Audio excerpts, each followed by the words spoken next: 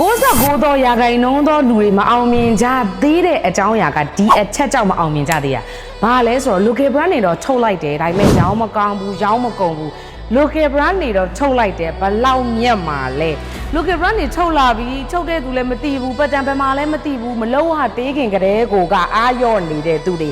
အဲ့ဒီအချက်တွေကြောင့်ကိုကမအောင်မြင်ကြသေးတာတစ်ချိန်တည်းမှာပဲကိုယ့်ရဲ့အထည်ကိုတော့ထုတ်လာခြင်းနဲ့ဘလောက်မြတ်မှာလဲဆိုပြီးတော့လှုပ်ချင်တဲ့သူတစုရဲ့ energy နဲ့ကိုယ့်ရဲ့အထည်ကိုတော့ထုတ်လာပြီးဒီအထည်ကဘလို့လူအုပ်စုကိုသွားပြီးတော့အကူအညီတွေပေးမလဲဒီအင်ကြီးတစ်ထည်ကဘလို့လူတွေအတွက်ဥပမာအရှင်းဆုံးပြောရမယ်ဆိုရင်စလိုက်ရဲ့မဲဆွဆွဒီ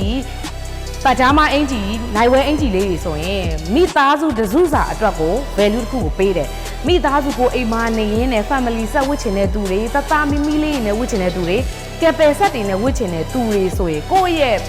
မိသားစု value တစ်ခုကိုပြချင်တဲ့အိမ်မနေဆိုရင်တေချာတစ်ခုကဒီအိမ်နေရင်အင်ကြီးစင်တူလေးတွေတသားမိမိလေးနဲ့ဝတ်လို့ရတယ်ဆိုတဲ့ message မျိုးဒီ local brand ကအဲ့ဒီ message အဲ့ဒီ value တစ်ခုကနေစတာအခုလို့ဆုလက်ဝတ်ထားတဲ့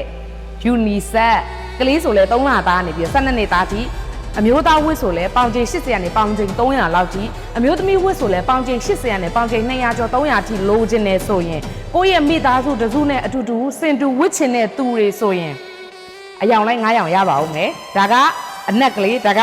အညိုလေးပြီးတော့အစိမ်းပြာလေးအညိုလေးရအောင်မယ်ဗေဒါလေးထည့်ရပါအောင်မယ်လူချင်းနဲ့ဆို page messenger မှာသွားမှာပေးပါဘာသားလဲလို့မေးရင်ခြိသားစစ်ပါချိုးသား quality မပြည့်မီဘူးကတင် site မပြည့်မီဘူး